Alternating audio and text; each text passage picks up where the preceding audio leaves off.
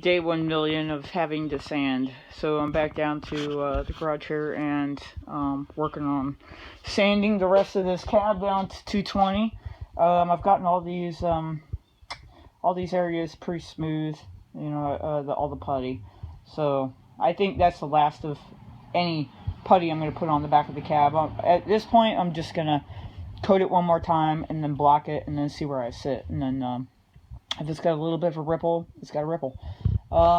Roof looking pretty good so far. I mean, I even got these sanded pretty smooth. This one has a little bit of a ridge in there I gotta work on. This one is not noticeable, so I'm gonna work on that here shortly, and then start working on the inside of the cab since the sun's killing me here. I'd rather have the sun than not, but I gotta get all this down.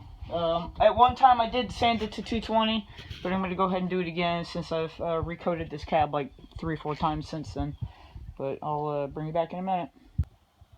Alright, here we go. I know I said I was going to bring you back when I get it back in epoxy, or I'm sorry, in high build, but what I ended up doing is putting my couple little bare spots of epoxy down. I keep hitting right here, and then up here as well. You know, I just got to pay attention a little bit better. And of course my little spots down here. I didn't want to have to break out my big gun for that, so instead of using my Harbor Freight Special, I went and bought another Harbor Freight Special, and this actually worked awesome. I mean, it's a tiny little thing, and I only needed like literally this much worth of paint, but or epoxy there, but I gotta figure out how to mix a lot less than this. This is expensive to keep having to do. And this is a lot of waste right here. I can't even use it now. But my my little cups only go, like the smallest amount is what, 50 milliliters. So I need something smaller than those things. Anyway, I just finished cleaning that, and then gonna go ahead and set up this one for high build.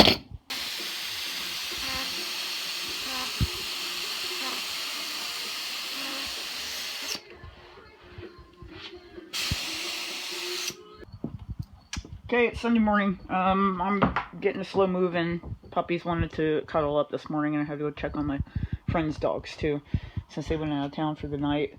So I'm looking at the cab here. It's dry. I put 2 coats on last night, and I'm about ready to do some sanding down to 320. This right here, I got a tiny little bit of a run. I always get a run right here and on the exact same side on the other. I think what ends up happening is I come down the pillar, and it accumulates and it just runs to right there. So everything looks really good. You know, I've got a little bit of a ghosting on the roof here. Right here, I can't feel anything, but I can see an outline of where the glazing is. It's really hard to see in this light.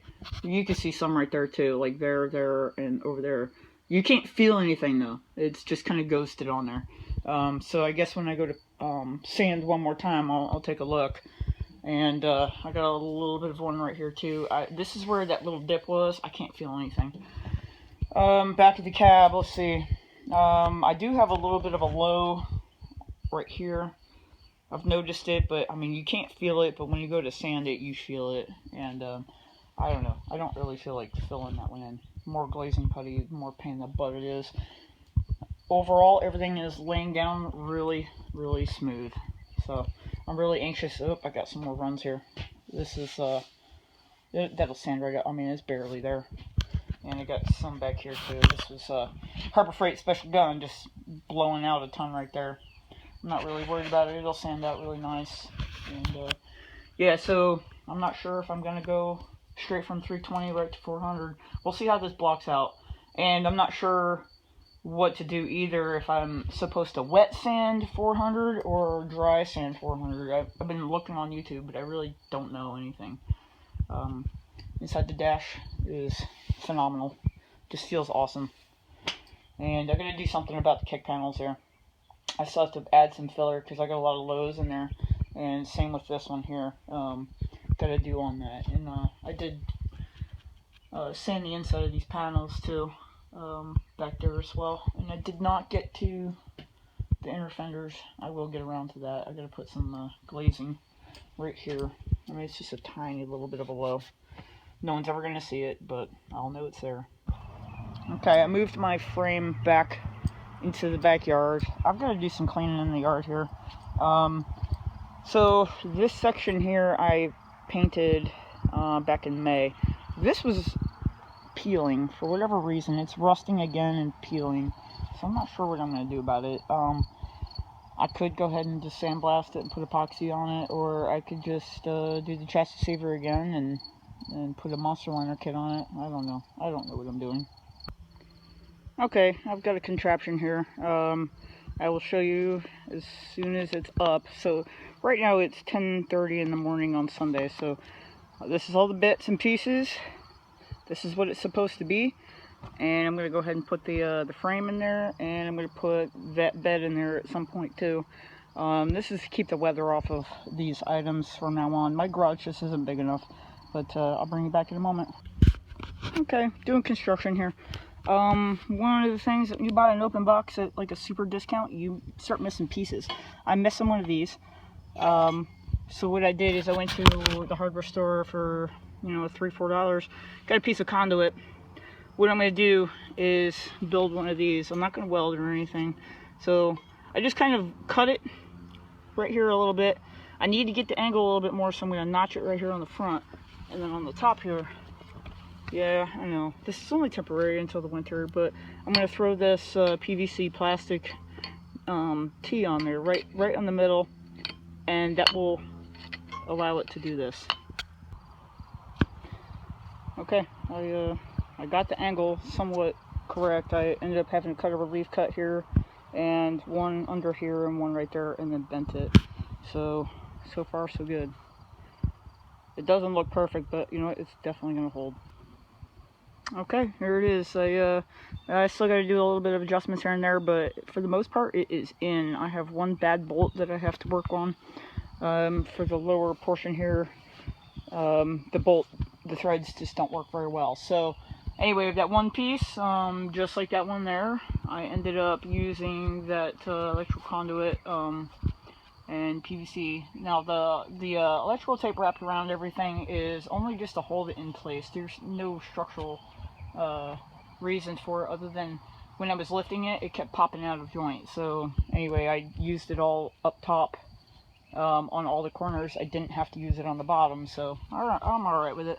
But yeah, it's a 17 by 10 foot, and as you can see, this is where the frame was before, so the truck obviously will fit in here no problem. I'm going to go ahead and push the frame back in here in a minute after I figure out how I'm going to anchor this thing down to the ground. I did buy extra anchors from Harbor Freight.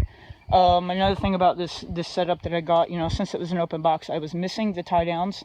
I do have 4 of those, but I was missing the ratchet straps and the rope. So now I'm going to go in the garage and figure out what I'm going to do here.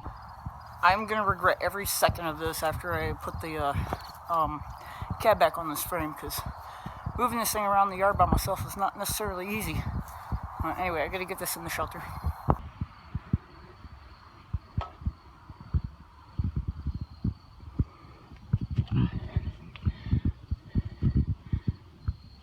Whoops, gonna hit. Straighten it up a little bit. Yeah, come on.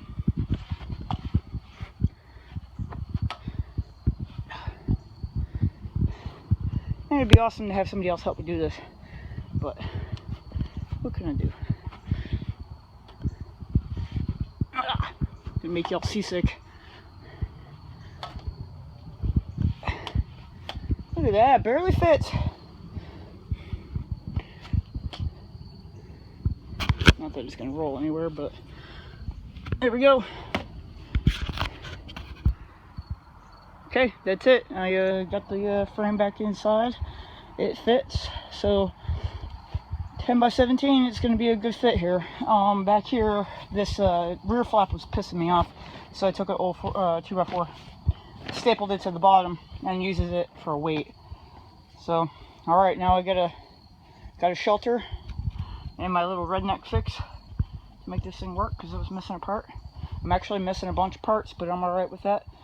I was missing the feet that go here, the little flat feet.